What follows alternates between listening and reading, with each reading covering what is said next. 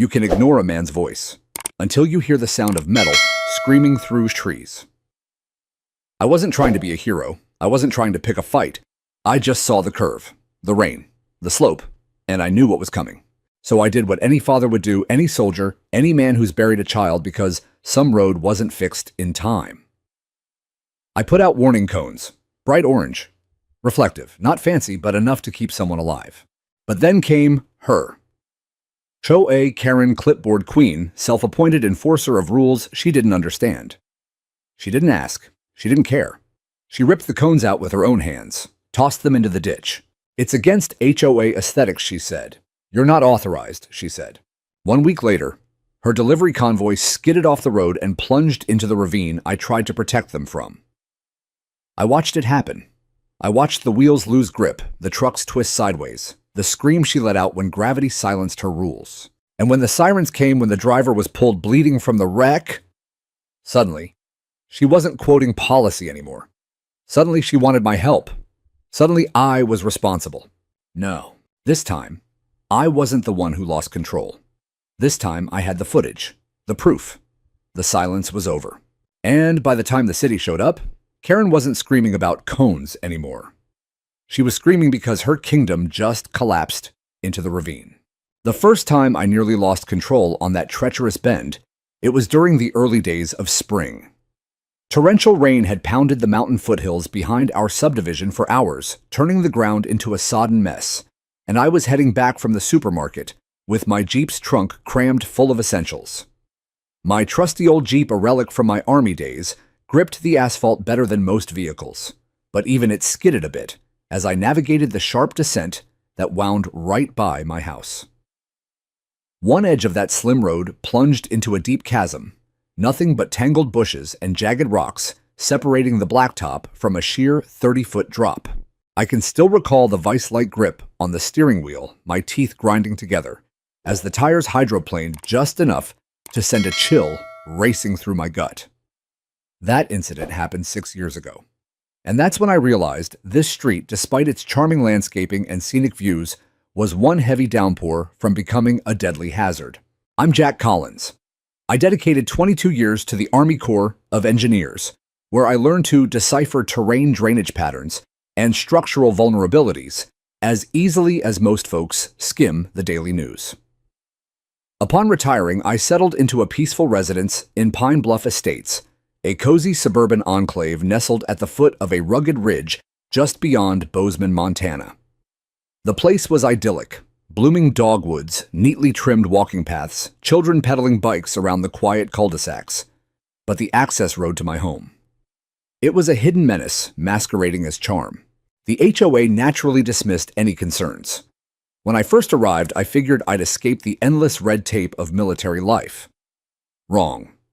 This Homeowners Association mirrored the same petty politics, but with zero expertise and twice the entitlement. In my initial year, I kept a low profile, trimmed the grass, exchanged hellos, with folks next door settled dues promptly. But after that initial slip, I began scrutinizing the route more intently.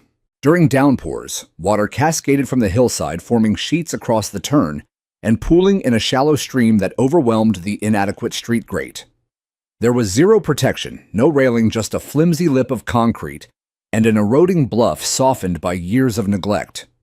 It was the sort of spot where a single misjudged maneuver, a momentary distraction, or worn tread could spell catastrophe in an instant. So drawing on my expertise in infrastructure and hazard prevention, I took action. I positioned 6 bright orange traffic markers at the curve's entry whenever forecasts predicted wet weather. I even affixed glowing tape and a bold notice. Warning, slippery turn ahead, reduce speed. They weren't elaborate, yet they proved effective. In the following years, I observed the difference. Vehicles eased up. Locals offered appreciative waves.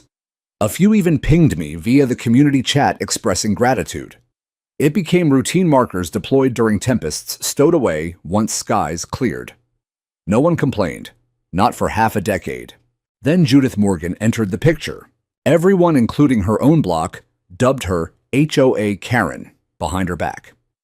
She wasn't merely rule-abiding. She wielded them like a sledgehammer she'd forged herself. Arriving in Pine Bluff Estates just 9 months prior, she'd bulldozed her way onto the board by month 3. Her notoriety stemmed from quashing a resident's fairy lights for being excessively fanciful and insisting a door be recolored to a regulation beige tone. I vividly remember her initial confrontation as I arranged the markers. Dusk was falling storm clouds, gathering the air heavy with pine resin. "You have no right to set those up," she barked, striding over the damp turf in immaculate white kicks. "They're short-term," I responded steadily. "Bad weather incoming. This bend poses real peril." "They're not sanctioned by the HOA," she retorted. "They're an eyesore, and they disrupt the community's polished appearance." I paused, assessing if this was some jest. "I'm averting a potential plunge into that gorge," I stated, plainly nodding toward the abyss. "That's structured precaution." She folded her arms defiantly. "You're no official inspector. If authorities or the association deemed it necessary, they'd install it. You can't unilaterally decide." Her haughty inflection stirred something primal in me, not rage, but that ingrained vigilance from my deployments. The inner alarm signaling when authority lacked substance, blending overconfidence with ignorance. "I've lodged 3 formal appeals with the HOA about this hazard," I explained. "All ignored. The culvert remains clogged. The embankment hasn't been stabilized in a decade. These markers, they're the sole deterrent keeping that delivery driver from hurtling into the underbrush." Judith remained unmoved. Her mouth twisted faintly, and she pivoted away with a curt gesture, grumbling about visual infractions and illicit barriers. I wish I could claim shock, but familiarity bred expectation. I'd encountered her archetype before, not in fatigues, but in every administrative hub and oversight panel from my career. Folks who prized procedure over practicality. Those blind to the chasm between regulation and real insight. Come morning, the markers had vanished. I discovered them hurled into the roadside culvert, half submerged amid sodden needles. Not vandalized, not shattered, just callously displaced and abandoned like refuse. No memo, no rationale. But the culprit was obvious. That evening, I lounged on my veranda with steaming coffee, eyeing the thickening clouds. The impending deluge carried a metallic tang mixed with earth, and my joints ached in anticipation, a veteran's barometer. I observed the thoroughfare. No markers, no alerts, and vehicle after vehicle coasted through the turn, heedlessly oblivious to the lurking threat. The following day, an official HOA missive arrived. Breach of Clause 4C on us authorized installation of non-approved signage or items in shared zones. Penalty $100. Immediate retrieval required. Persistent issues may lead to further penalties. Signed predictably by Judith Morgan. But retreat wasn't in my vocabulary. Not now. Not with the weekend storm looming. Not when I sensed one hydroplaned wheel could unleash havoc. And intuition whispered that Judith might face consequences beyond her reckoning. The next HOA meeting took place in the clubhouse's stuffy little conference room, harsh fluorescent lights, cheap folding chairs, and the faint smell of burnt coffee that never quite left the carpet. I hadn't set foot in one of these gatherings for over a year, but after the violation letter and the sight of my cones rotting in a ditch, I decided it was time to remind the board that some residents don't fold. Judith sat at the head of the table like a queen who'd already measured the room for new curtains. Beige blazer pressed to perfection, pearl studs, catching the light, a thin smile that never reached her eyes. Around her sat the 4 other board members, people I'd once waved to while walking the dog, now looking strangely subdued, as if they'd been quietly reprogrammed. In 6 short weeks, she'd seized the gavel, spoken over the president, and begun enforcing bylaws with the fervor of a drill sergeant who'd never actually seen combat.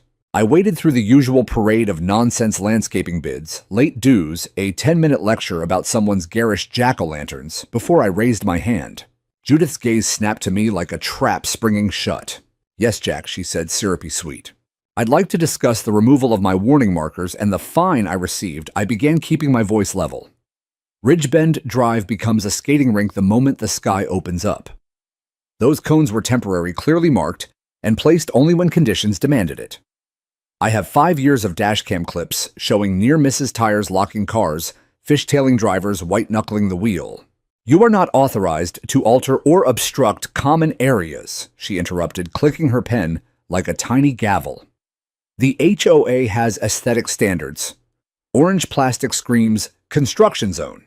It implies liability. It lowers property values. Property values, I repeated, letting the disbelief hang in the air. We're talking about a 30-foot drop with no guardrail. This isn't about Petunia's Judith. It's about keeping people breathing. She didn't blink. There are no recorded incidents on that stretch. The board reviewed city crash data and county maps. 0 accidents, 0 fatalities. Because I've been the human guardrail for half a decade, I said louder now. You don't get to take credit for disasters you refuse to acknowledge. Old Greg, a retired accountant who'd lived here since the neighborhood was built, cleared his throat. Jack, we appreciate your concern, but there's a process. You should have submitted a proposal to the safety subcommittee. I stared at him. There is no safety subcommittee. Judith's smile widened, cold and triumphant. Not yet. I've just moved to create one. Until it's formally established, all modifications remain on hold. The room went quiet enough to hear the fluorescent lights hum. I left that meeting with my fists clenched so tight my knuckles ached. Not because I thought I was losing yet, but because I recognized the pattern's small petty power grabs disguised as policy. I'd watched it metastasize in bases and bureaucracies across 3 continents. It always starts with someone who mistakes silence for consent. Over the next week, Judith escalated. 2 more citations arrived, taped to my door like parking tickets from hell. One for improper storage of yard tools, my snow shovel leaning against the porch. One for excessive curbside duration of my garbage bins. They'd been out for exactly 43 minutes past the approved window. Meanwhile, she blasted the neighborhood app with a post titled, "Preserving Our Curbside Elegance," complete with a blurred silhouette of orange cones that everyone instantly recognized. I wasn't the only target. Maria lost her flower boxes for encroachment. Ben and Rachel were threatened over their kayak. One by one, Judith weaponized rules that had gathered dust for 15 years. But she reserved a special venom for me. I think it was because I refused to flinch. Because I answered her in calm, complete sentences. People like Judith feed on hesitation. They thrive when others start apologizing for existing. I wasn't giving her the satisfaction. Still, anger alone doesn't win wars. Evidence does. I dragged out the old footlockers from my army days, decades of field notebooks, slope surveys, hydrology reports. I found the original erosion photos I'd taken the first spring I lived here. I printed every ignored email I'd ever sent the HOA. 3 separate warnings, timestamps, intact. I mounted my GoPro on the dash and started recording every rainy commute water sheeting across the lane, brake lights flaring, too late, tires kissing the crumbling edge. Judith had no idea I was building a case file thicker than the Covenant handbook she quoted like scripture, and I hadn't even played my best card yet. Because people like her always overreach. They can't help it. 2 weeks later, they handed me the perfect gift. I was in the garage wrestling a stubborn bolt when I heard the low rumble of diesel engines. 3 white panel vans, bearing the freshly painted Pine Bluff Logistics Division logo, crawled into the neighborhood from the north gate.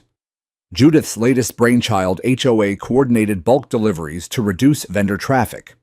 Naturally, every pallet of mulch and river rock had to navigate the exact same deadly curve, and the sky was already the color of bruised steel. Rain wasn't coming. It was already here, fat wind-driven drops slapping the asphalt, turning the road into a dark mirror. I stepped outside, jacket half-zipped, and felt the old familiar knot tighten in my stomach. No cones, no signs, no warning at all. The convoy rolled closer, headlights cutting pale tunnels through the downpour. And there, in the lead utility cart, clipboard raised like a battle standard, sat Judith Morgan herself, pristine raincoat, sunglasses. Despite the gloom, the picture of unearned authority. She'd removed every safeguard I'd ever placed. Now her own trucks were about to test gravity, and I had a front row seat. I didn't even make it off the top step before the first van lost the fight. The lead truck hit the curve at just under 35, too fast for dry pavement, suicidal on glass-slick asphalt. For one suspended heartbeat, it looked like it might hold. Then the rear end broke loose with a sickening lurch, the whole chassis slewing sideways like a shopping cart on ice. The driver, a kid who couldn't have been more than 22, overcorrected hard, yanking the wheel left. That was the fatal mistake. The right side tires kissed the crumbling curb, hung for an instant, and then the entire van pitched forward into nothingness. There was no dramatic movie slow motion. Just a brutal, almost casual tilt, followed by the deafening shriek of metal scraping rock as the vehicle nosed over the edge. It flipped once roof smashing into a stand of lodgepole pines and came to rest upside down 30 feet below, in a cloud of shattered glass and pulverized bark. The second truck locked its brakes and jackknifed, stopping inches from the void. The third swerved wildly across the yellow line and buried its nose in the opposite ditch. And then came the scream. Not from the ravine, from the top of the hill. Judith. She was out of the utility cart before it fully stopped clipboard, abandoned, both hands clamped over her mouth as if she could physically hold the sound inside. It was a raw animal noise, half terror, half disbelief, the kind that strips away every layer of pretense and leaves only the frightened person underneath. Her sunglasses had slipped to the end of her nose. Rain streaked down her face, mixing with tears she probably didn't even realize were falling. I was already running. Years of muscle memory took over.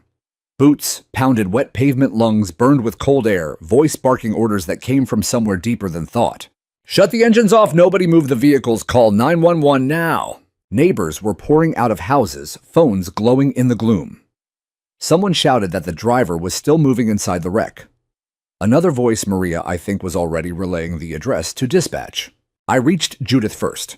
She was swaying on the edge of the shoulder, staring down at the crumpled van like it was a hallucination. Is he dead? She whispered the words barely audible over the rain. Stay here, I ordered, and slid down the embankment. Mud sucked at my boots. Branches whipped my face. The smell of diesel and torn earth filled my nose. When I reached the van, the driver, blood pouring from a gash above his eye, was clawing at his seatbelt, gasping. Hey kid, look at me. You're okay. You're upside down, but you're breathing. Help's coming. He managed a dazed nod. The cab was filling with smoke, not fire yet, but close. I yanked the door. It groaned, but held. The pines had acted like a crumple zone, keeping the roof from flattening completely, but the clock was ticking.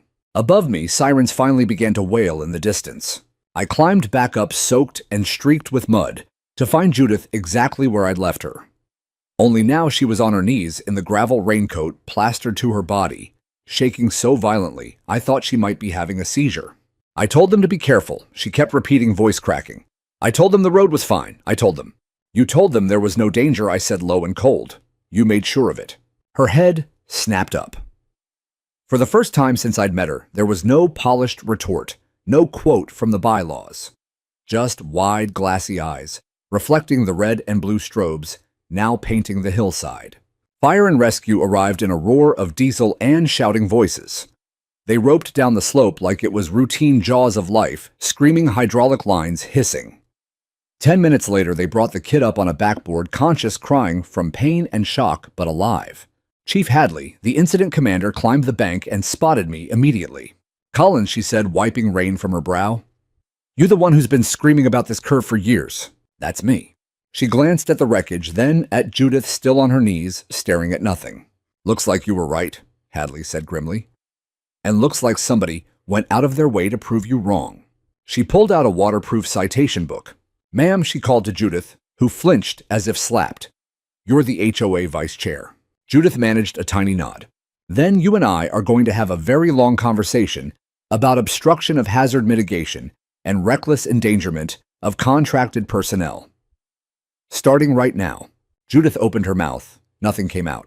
I stood there in the downpour, arms crossed, watching the woman who'd once fined me for a snow shovel reduced to a shivering silhouette against the emergency lights. The illusion of control had just driven itself straight off a cliff, and the night was far from over. 2 days later, a pale blue envelope slid through my front gate slot like a scalpel. No stamp, no return address, just the HOA crest embossed in gold foil and the faint scent of Judith's lavender hand lotion clinging to the paper. I carried it inside, set it on the kitchen island, and stared at it for a full minute before opening it. When I did, the words were colder than the rain that had soaked us all. Dear Mr. Collins, the board regrets the recent disruption caused by the contracted delivery incident. However, your continued placement of unauthorized objects in common areas remains a clear violation of Section 4C. Certain parties have suggested your prior warning devices created a false sense of security, thereby contributing to driver complacency. Until a formal safety review is concluded, all private signage is prohibited. A second infraction has been recorded. Escalation to legal counsel is now under consideration. Respectfully, Judith Morgan, Vice Chair. I read it 3 times, then I laughed. Not the polite chuckle you give a bad joke, but the deep, hollow kind that climbs out of your chest when absurdity reaches critical mass. They were blaming me, not the missing guardrail, not the clogged culvert, not the woman who'd personally yanked 6 bright orange beacons into a ditch. Me. I folded the letter once, slid it into the fat manila folder I'd already labeled Ridge Bend, Liability, and added it to the growing stack. Then I opened my laptop and burned every frame of ring footage Judith in the rain-gloved hands, lifting my cones one by one, tossing them like trash onto a thumb drive. I printed stills time-stamped and crystal clear. Her face, in 4K. Her smug little half-smile as she walked away. I was done playing nice. That afternoon, I walked the evidence in a waterproof courier envelope straight to City Hall. Teresa, the clerk, who'd once thanked me for a flood assessment report back in '09, looked up and recognized me instantly. "Mr. Collins, I had a feeling I'd be seeing you again. I need to file for an emergency municipal oversight hearing," I said, sliding the package across the counter. "Public roadway hazard, deliberate obstruction of mitigation, and potential criminal negligence by an HOA board member." She didn't even blink, just opened the envelope, glanced at the stills, and let out a low whistle. "This the same woman who tried to fine you for garden gnomes last year. Same one who just put a 23-year-old kid in the hospital." Teresa stamped the form, signed the receipt, and handed me my copy. "Hearing's scheduled for the 22nd, she said. "And Jack, off the record, I hope you bury her." I was halfway to the door when my phone buzzed. "Unknown number, you're making a very serious mistake." 6 words. No emoji, no signature. Just pure distilled threat. I saved the screenshot, added it to the file, and kept walking. That evening, the harassment went from passive-aggressive to cartoonish. A new violation appeared taped to my garage door, non-compliant hose coiling. Another on my mailbox, unauthorized wildlife feeding station, I don't own a bird feeder. Childish, transparent, desperate. But desperation has a way of waking people up. Marcus, the neighbor who'd lost his kayak to Judith's tape measure, caught me at the mailbox. "I saw the whole thing," he said quietly. "The crash, the way she just froze. And then I saw the new fines on your door." He glanced around, then lowered his voice. "We're done looking the other way, Jack. Whatever you need, you've got us." Within 72 hours, my inbox looked like a support group. Maria sent photos of every citation she'd ever received. Ben forwarded the email chain where Judith threatened to lien his house over Christmas lights. Rachel attached audio of a phone call in which Judith screamed that standards aren't optional. I organized it all into a shared drive titled HOA Abuse, Community Evidence, and invited every sender. The folder grew like mold in damp weather. The following Tuesday, the clubhouse meeting was supposed to be a routine budget review. Instead, the city clerk served the board in front of 50 stunned residents with official notice of the upcoming oversight hearing. Judith tried to call the meeting to order. Nobody listened. People were holding up their phones, live streaming.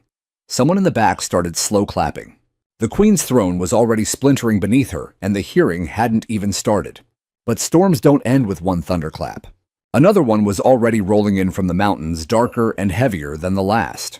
And this time, Judith wouldn't have anyone left to scream for her. The morning of the second storm, I woke before the sun. The air had that metallic weight that only comes before a real mountain deluge, cold, electric, and thick enough to taste. I stepped onto the porch with a mug of coffee gone cold in my hand and watched the ridge disappear behind a moving wall of slate-gray cloud. The temperature had dropped 10 degrees overnight. My knees knew it first. By 10 o'clock, the sky cracked open. This wasn't the polite spring rain of 2 weeks ago. This was a full-throated Rocky Mountain tantrum wind, screaming through the pines, water exploding off rooftops, gutters already coughing up brown torrents. Ridgebend Drive turned into a moving river in minutes, the curve a black mirror reflecting nothing but danger. And right on cue, another convoy arrived. 3 bigger trucks this time, boxy overloaded with stone pavers and 40-pound bags of gravel, followed by 2 landscaping vans and a city inspector's SUV that Judith had apparently strong-armed into coming for optics. They were trying to finish the mulch delivery they'd abandoned after the first crash, proving nothing had changed. and that the board still believed schedules mattered more than physics. Judith rode in the lead utility cart again, this time in a navy raincoat, with the hood cinched so tight, only her eyes showed sunglasses still perched on her head, like a crown she refused to remove even in a monsoon. I watched from my garage doorway, arms folded, rain drumming on the metal roof like machine gun fire. She saw me. For half a second, our eyes locked across 50 yards of running water. Then she looked away, raised her clipboard like a shield, and waved the convoy forward. The first truck made the curve fine. The second hesitated driver, clearly spooked, and crept through at 15 miles an hour. The third, the heaviest, carrying the pavers, rolled up too fast, trying to keep momentum on the incline. I felt it before I heard it. A subtle shift in the sound of tires on wet asphalt, from steady hiss to a sudden hollow whine. Then the unmistakable groan of 5 tons of steel and stone beginning to slide. The driver slammed the brakes. Mistake number 1. The rear end swung wide taillights, carving red arcs through the spray. The whole rig rotated 45 degrees in the space of a heartbeat, back end drifting toward the void, like a compass needle swinging to true north. Judith's scream this time was different. It started low, an involuntary guttural sound, then tore out of her throat and kept climbing until it cracked the air itself. She was out of the cart again, running toward the sliding truck, one hand outstretched as if she could physically stop 20,000 pounds with willpower and a clipboard. The truck's rear duals went over the edge first. For one impossible second, the entire vehicle balanced on its front axle, nose pointed skyward, rain sheeting off the hood like a waterfall. The driver was braced against the wheel, mouth open, in a silent yell I could see even from 100 feet away. Then the center of gravity surrendered. The truck dropped straight down, belly flopping into the ravine, with a sound I'll never forget. An explosive, bone-deep crump, followed by the wet splintering of a dozen mature pines snapping like matchsticks. A geyser of mud and shattered stone erupted upward, and the payload of pavers burst through the sidewalls in a gray avalanche. Judith reached the edge just as the dust and water settled. She dropped to her knees again, this time deliberately, palms pressed to the ground, staring down at the fresh wreckage as though it were a mirror. Marcus's drone was already overhead. I hadn't even noticed him launch it. From my phone, I watched the live feed, Judith on all fours, in the mud raincoat soaked through hair plastered to her skull, mouth moving soundlessly. Behind her, the city inspector stood, frozen hands halfway to his radio. The remaining drivers were abandoning their rigs and running. I crossed the street through ankle-deep runoff. "Move the other trucks back," I roared. "Now." The drivers didn't argue.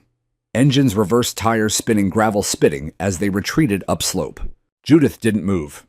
She was shaking so hard her teeth chattered audibly. I stopped 2 feet away. "Still think it's about aesthetics?" I asked quietly. She looked up. Mascara ran in black rivers down her cheeks. For the first time since I'd known her, Judith Morgan had nothing to say. Somewhere below us, the driver began to scream, not in fear this time, but in pain. A sound that cut straight through the storm and lodged behind my ribs like shrapnel. Judith's eyes rolled back and she folded forward, forehead touching the wet asphalt. The second crash wasn't just an accident. It was the moment her entire kingdom collapsed into the same hole she'd spent months pretending didn't exist.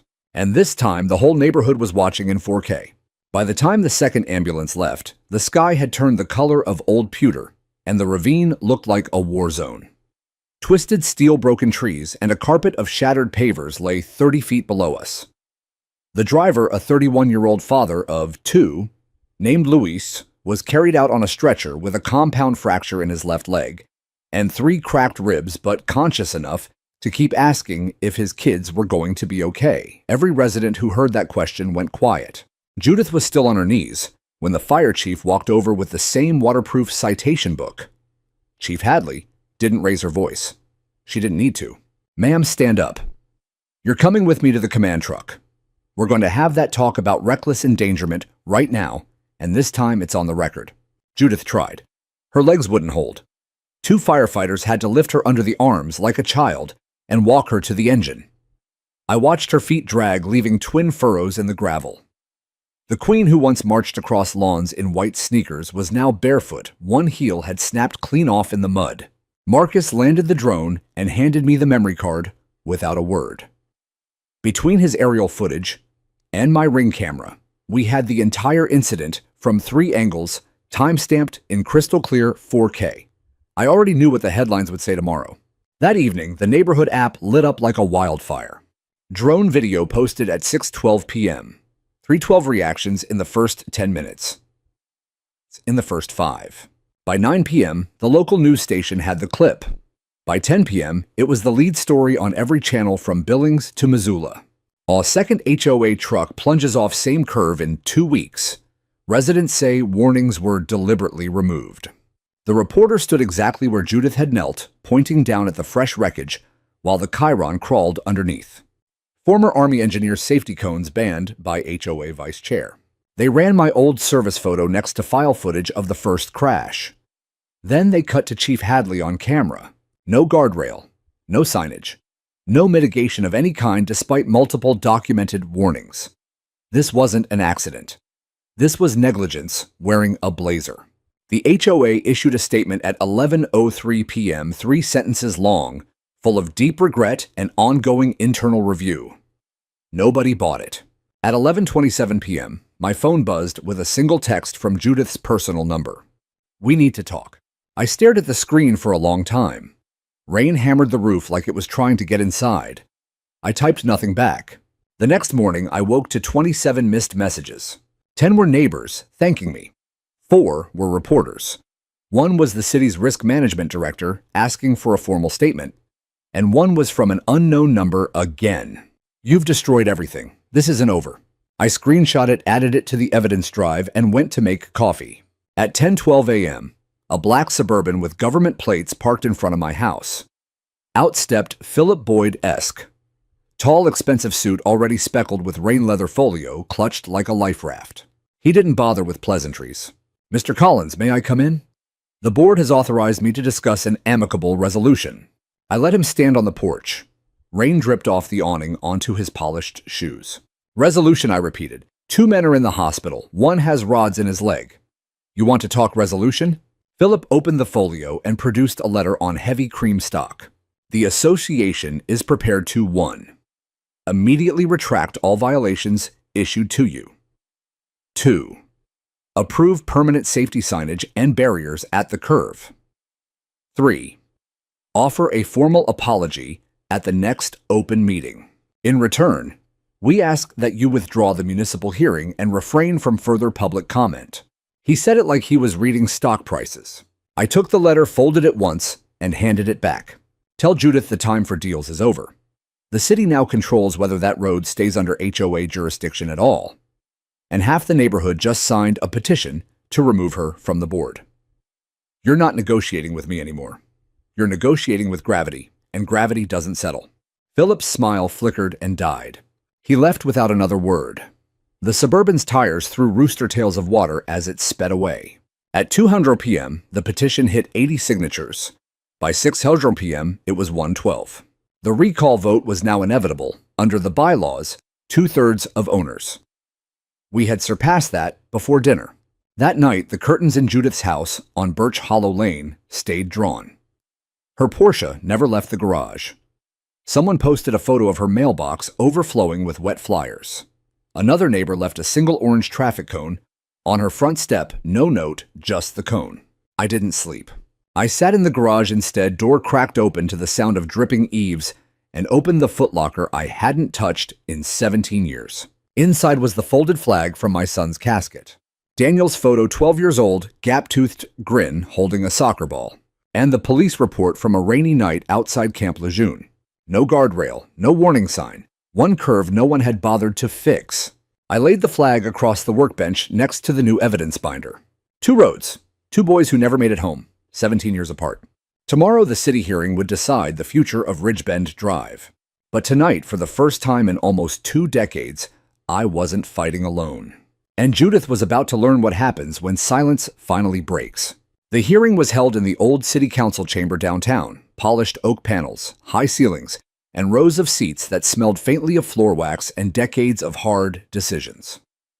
The room was packed long before the doors opened.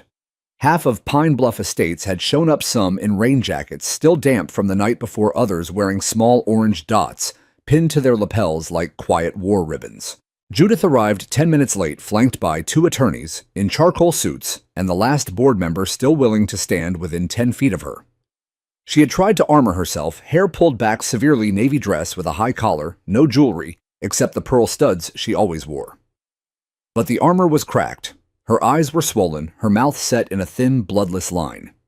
She did not look at anyone as she took her seat. I walked in alone, carrying only 2 folders. The chairwoman, Judge Elena Torres, retired district court, no patience for theater, called the room to order with a single tap of her gavel. Mr. Jack Collins, you petitioned for this emergency oversight hearing. The floor is yours, no time limit. I stepped to the podium, set the folders down, and looked straight at the 5 council members. For 22 years, I built roads, bridges, and levees in places most people can't pronounce. I have pulled soldiers and civilians out of floodwater and mudslides on 3 continents. I know exactly what happens when someone decides a known hazard is someone else's problem. I opened the first folder. 3 years ago, I submitted detailed engineering diagrams, runoff calculations, and time-stamped photos of progressive erosion on Ridgebend Drive to the Pine Bluff HOA. All 3 submissions were ignored. Copies are in your packets. I opened the second folder. After I began placing temporary high-visibility warning markers at my own expense only during storm events, Vice Chair Judith Morgan personally removed them on at least 2 occasions. Here is Ring doorbell footage time-stamped showing her doing exactly that. The big screen behind me lit up. The room went dead silent as Judith's gloved hands lifted each cone and tossed it into the ditch. Gasps rippled through the rows of neighbors. I let the video run to the end. 2 weeks ago, her refusal to allow any warning device resulted in the first crash. A 23-year-old driver was hospitalized. 1 week later, because nothing had changed, a second truck carrying stone pavers followed the exact same trajectory. A 31-year-old father of 2 now has steel rods in his femur. I turned the page. Attached are 112 signatures, more than the 2/3 required by the HOA's own bylaws, demanding the immediate removal of Judith Morgan and a full audit of board safety decisions for the past 24 months. Judge Torres didn't even look at the attorneys before speaking. Ms. Morgan, you have the right to respond. Judith stood. Her voice, when it came, was barely above a whisper. I believed we were following proper procedure. The room erupted. Someone in the back shouted, "Procedure doesn't splint broken bones." Judge Torres banged the gavel once. Silence. Ms. Morgan, sit down. She sat. The council deliberated for 11 minutes, the longest 11 minutes of Judith's life, judging by the way her hands shook in her lap. Then the ruling. 1. Effective immediately. Ridgebend Drive is reclassified as a public right-of-way under direct county jurisdiction. The HOA forfeits all maintenance authority until a full engineering retrofit is complete. 2. Pine Bluff Estates HOA is fined $18,000 for obstruction of recognized hazard mitigation. 3. Judith Morgan is permanently barred from holding any office or committee position within the association. 4. The city will install permanent guardrails, drainage improvements, and illuminated warning signage within 30 days, county expense reimbursed by HOA assessment. When the gavel fell the second time, the room did not applaud. It simply exhaled, as if an entire neighborhood had been holding its breath for months. Judith's attorneys tried to object. Judge Torres cut them off. Take it to appeals if you like. The guardrails go in tomorrow. Judith stood, looked once toward the back row, where Maria, Marcus, Ben, Rachel, and 50 others stared back without blinking, then walked out alone. No one followed her. I remained at the podium a moment longer. One last thing I said quietly. I opened the small side pocket of the second folder and laid Daniel's photo on the table, 12 years old, gap-toothed soccer ball under his arm. This curve took my son 17 years ago on a different road for the same reason. I swore I would never again stand by while someone decided paperwork mattered more than a life. I looked directly at the council. Thank you for proving some places still choose differently. Then I stepped down. Outside, the rain had stopped. The clouds were breaking into long shafts of cold March sunlight. Neighbors I barely knew hugged me on the courthouse steps. Someone pressed a fresh orange traffic cone into my hands like a trophy. I carried it home in silence. That night, Judith's resignation email went out to the entire community, 3 lines, no signature, sent from her phone at 11:47 p.m. By morning, her house was on the market. And by the end of the week, the first steel posts for the new guardrail were already being driven into the bedrock, exactly where my cones used to stand. Some victories are loud. This one sounded like hammers ringing against stone at dawn, steady, deliberate, and final. The first thing that changed was the sound of the neighborhood. For years, the only noises after 6 p.m. had been garage doors closing, sprinklers hissing, and the occasional distant bark. After the hearing doors stayed open longer, laughter carried farther. Kids rode their bikes past my house without looking over their shoulders for the clipboard patrol. Elaine Huxley, quiet 62, retired nurse practitioner and the only board member who had abstained from every one of Judith's crusades, was elected interim president by acclamation. The vote took 12 minutes and required zero campaigning. People simply wrote her name on scraps of paper and dropped them in a salad bowl. 2 nights later, she showed up on my porch with a bottle of Maker's Mark and a plate of oatmeal raisin cookies she swore were an accident. "Jack," she said, handing me both, "we've been idiots. Help us stop being idiots." I took the whiskey and the cookies. The first reform meeting was held in the same clubhouse that once smelled of fear and burnt coffee. This time, someone had opened all the windows. Someone else brought donuts. The folding chairs were arranged in a circle instead of rows. Elaine opened with 3 words nobody had ever heard from that podium. We were wrong. You could have heard a donut crumb hit the floor.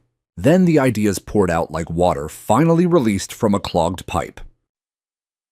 A real safety committee chaired by Marcus and me, with 2 seats reserved for licensed engineers who actually live here. An open public Google Drive where every complaint citation and response is posted within 24 hours. Permanent adoption of the Eastgate delivery route, the one that avoids Ridgebend entirely. A direct emergency response liaison who reports to the fire chief, not the board. Every motion passed unanimously. Someone started clapping and the rest joined in until the room sounded like a thunderstorm of relief. Maria, the one who lost her garden owls, stood up near the end, eyes shining. "For the first time since we moved here 12 years ago," she said, voice cracking, "I'm not afraid to plant flowers." There wasn't a dry eye in the building. Outside, the county crews were already at work. New steel guardrails gleamed like bright scars along the curve. Massive corrugated drainage pipes disappeared into the hillside. Reflective chevrons and a solar-powered flashing beacon now greeted every driver long before the turn. I walked the route every morning, coffee in hand, just to watch the sun hit the fresh metal. Sometimes a driver would slow down, spot me, and give a little 2-finger salute off the steering wheel. I'd nod back. One Saturday in late May, I came home from the hardware store to find 6 familiar orange cones stacked neatly beside my garage door, cleaned, sanded, and retaped with fresh reflective stripes. A small envelope was tucked under the top one. Inside, a single index card, in different handwriting from half a dozen neighbors. "You stood in the rain when the rest of us stayed dry. These belong to the man who taught us what courage looks like. Thank you, Jack." I carried them into the garage and set them on the shelf above my workbench, right next to Daniel's folded flag. They haven't left that spot since. Judith's house sold in June. The moving truck came on a Tuesday. I was trimming the front hedge and happened to glance up when the driver rolled past. For a second, our eyes met through the windshield. She was in the passenger seat, face turned away, a single suitcase on her lap. No waving, no glare. Just the quiet finality of a door closing forever. I went back to clipping the hedge. 2 weeks later, the new owners, a young couple with a toddler and a golden retriever, moved in. They planted bright red geraniums along the walk and never once complained about noise. In July, the city threw a small ribbon cutting for the completed Ridgebend improvements. Chief Hadley did the honors with comically oversized scissors. Elaine gave a short speech. Someone handed me a ceremonial hard hat. I passed it to Luis, the driver with the steel rods in his leg, who was there on crutches, grinning ear to ear beside his wife and kids. The local paper ran a photo under the headline, "And the curve that woke a community." I didn't keep the clipping. Someone else framed it and hung it in the clubhouse anyway. That night, the neighborhood held its first block party in 5 years. Tables stretched down the middle of the street. Kids chalked hopscotch grids right up to the new guardrail. Someone fired up a grill the size of a small car. Elaine tried to make me give a speech. I lasted 30 seconds before the lump in my throat shut me down. Marcus rescued me with a cold beer and a quiet toast. To the man who refused to let the rain win. We clinked bottles and let the noise of happy people do the rest of the talking. Later, when the sky went indigo and the string lights came on, I slipped away and walked to the curve alone. The new beacon flashed its steady amber warning every 5 seconds. Crickets had replaced the sound of diesel engines and sirens. I stood there a long time, hands in my pockets, feeling the warm summer air move across the fresh asphalt. For the first time in 17 years, I didn't hear my son's absence in the wind. I heard possibility instead, and that was enough. The invitations started arriving in July, handwritten notes, emails from strangers, even a formal letter on county letterhead. A retirement community in Helena needed someone to look at their winding entrance road.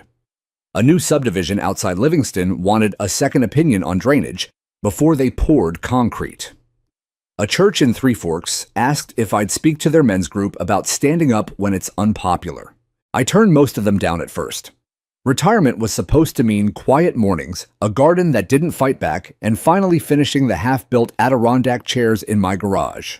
But the chairs stayed half-built, because every time I tried to sit still, I saw Daniel's photo on the shelf next to those 6 orange cones, and I remembered the sound a neighborhood makes when it finally exhales. So I said yes, just one talk, then one more. The first event was small 40 people in a community center basement that smelled of folding tables and instant coffee. I brought the cones, set them in a neat row at the front like soldiers at attention, and told the story straight. No slides, no notes, no drama for drama's sake. I told them about a 12-year-old boy who never came home because a road had no guardrail, and no one cared enough to fight for one.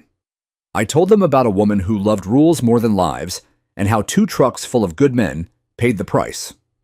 I told them about a neighborhood that woke up only after the second crash, and how ashamed I still felt that it took that much.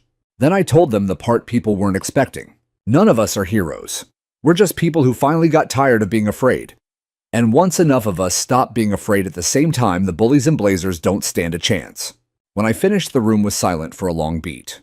Then an older man in the back row, Vietnam vet ball cap, pulled low, stood up and started clapping, slow at first. Then the whole room joined in until the folding tables rattled. Afterward, a woman pressed a folded 20 into my hand for gas and whispered that her HOA had been trying to find her for a wheelchair ramp.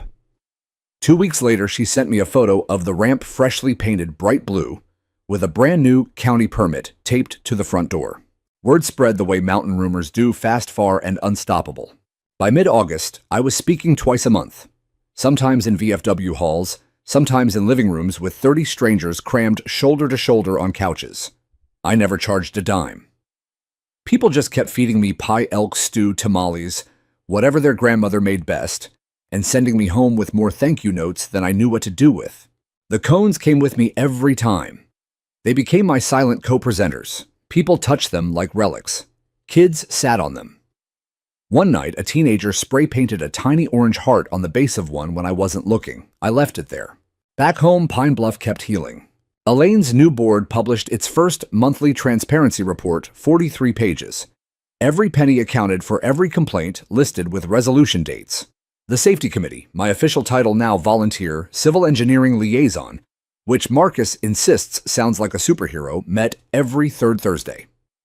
We fixed potholes before they became craters, rerouted holiday parade traffic away from the ridge, and installed solar speed display signs that actually made people slow down.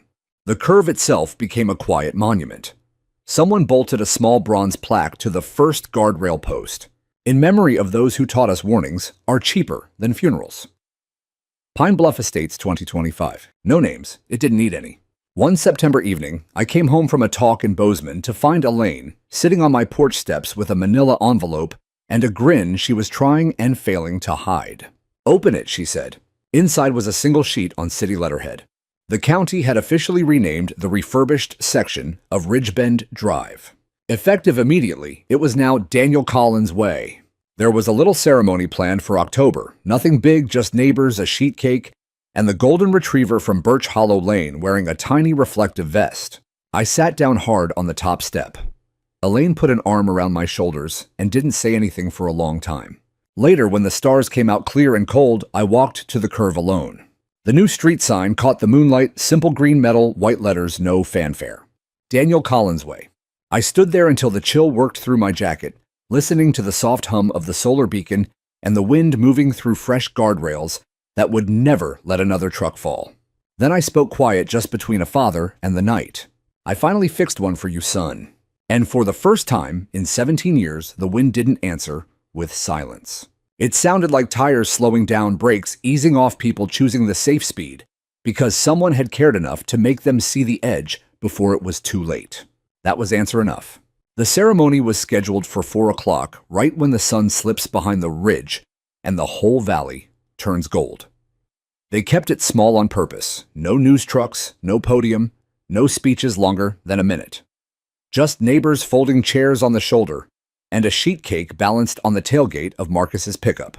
Elaine cut the ribbon bright orange survey tape naturally while Luis, the driver who still walked with a slight limp, held the oversized scissors steady on his crutches. His 2 little girls released a dozen orange balloons that rose lazily above the new guardrails and drifted east on the wind. Then Chief Hadley pulled the cord on the canvas drape, and the sign gleamed for the first time. Daniel Collins Way. A quiet cheer went up. Someone's phone started playing Sweet Caroline, Don't Ask Me Why. It just felt right. People hugged, cried a little, took pictures with the sign like it was the Grand Canyon. I stood off to the side, hands in my coat pockets, letting the moment belong to everyone else. When the cake was half gone and the kids were chasing balloons down the hill, Elaine found me. They want you to say something, she said softly. I shook my head. Not my day. It's exactly your day, Jack, and his. So I walked to the middle of the new asphalt, still warm from the afternoon sun, and waited until the chatter settled. I'm not good at speeches, I started, voice rough. Never have been. 17 years ago, I stood beside a different road in the rain and couldn't do a damn thing while the world took my boy. For a long time, I thought the best I could do was carry that weight alone and hope it never happened to anyone else. Turns out the weight gets lighter when you let other people help carry it. You did that. Every one of you. You showed up. You spoke up. You refused to look away when looking away was easier. This sign isn't about me. It's about what happens when regular people decide that rules without mercy are just another kind of danger. It's about a kid who never got to grow up and a neighborhood that finally grew up for him. So thank you, from Daniel. And from a dad who finally gets to sleep without hearing sirens in his dreams. I stopped there because my throat closed up. The crowd didn't clap this time.